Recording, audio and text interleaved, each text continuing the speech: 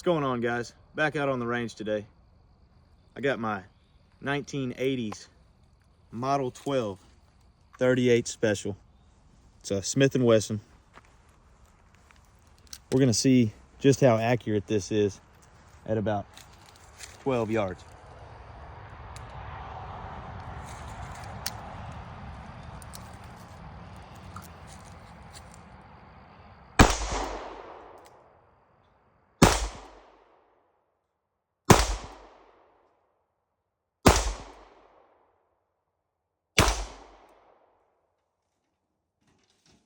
Well, guys, we got all 5 shots on the paper.